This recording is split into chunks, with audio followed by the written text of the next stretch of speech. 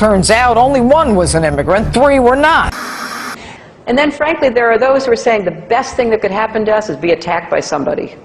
Just bring it on, because that would unify us, it would legitimize the regime. That's the reason I say, if anybody's going to do it, we ought to do it, because we have the capability of doing it. We're not going to give anything up, and in fact, we're going to provoke an attack, because then we will be in power for as long as anyone can imagine. I represented New York, and I represented New York on 9/11.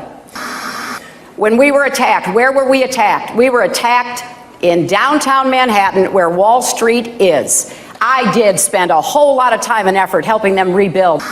That was good for New York, it was good for the economy, and it was a way to rebuke the terrorists who had attacked our country. 9/11 was bad. I agree with that. It's time for the United States to start thinking of Iraq as a business opportunity.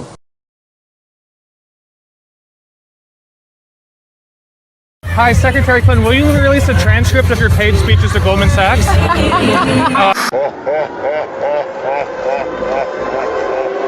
No, there's a lot of controversy over the speeches.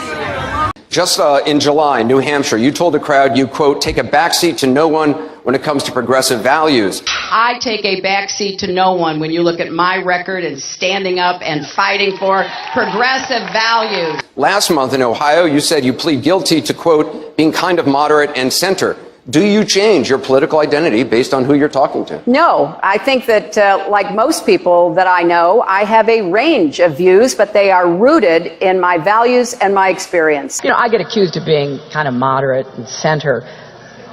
I plead guilty. Just for the record, are you a progressive or are you a moderate? I'm a progressive. I represented Wall Street as a senator from New York, and I went to Wall Street in December of 2007, before the big crash that we had, and I basically said, cut it out. Quit foreclosing on homes. Quit engaging in these kinds of speculative behaviors. Now, who's exactly to blame for the housing crisis? I think there's plenty of blame to go around. Home buyers who paid extra fees to avoid documenting their income should have known they were getting in over their heads. Are you a progressive or are you a moderate? I'm a progressive.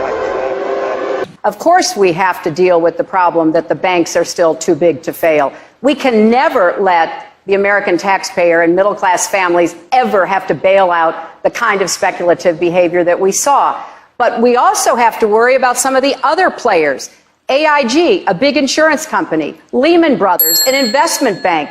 There's this whole area called shadow banking. That's where the experts tell me the next potential problem could come from. You were against same-sex marriage, now you're for it. You defended President Obama's immigration policies, now you say they're too harsh. You supported his trade deal dozens of times. You even called it the gold standard. Now, suddenly last week, you're against it. Will you say anything to get elected? Well, actually, I have been very consistent over the course of my entire life.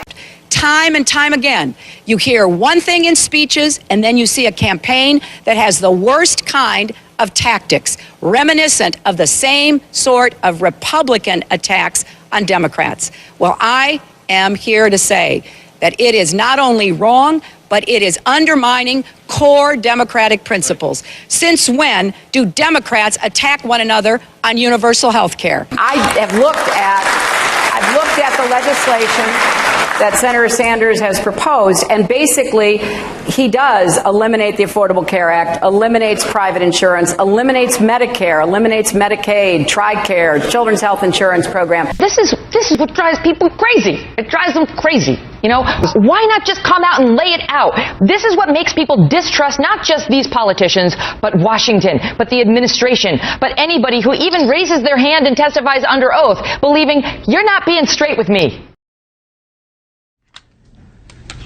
In conclusion, Congress is supposed to provide oversight. The voters are supposed to provide oversight. And you were supposed to provide oversight. That's why you have special liberties, and that's why you have special protections. I am not surprised that the President of the United States called this a phony scandal. I'm not surprised that Secretary Clinton asked, what difference does it make? I'm not even surprised that Jay Carney said Benghazi happened a long time ago. I'm just surprised at how many people bought it.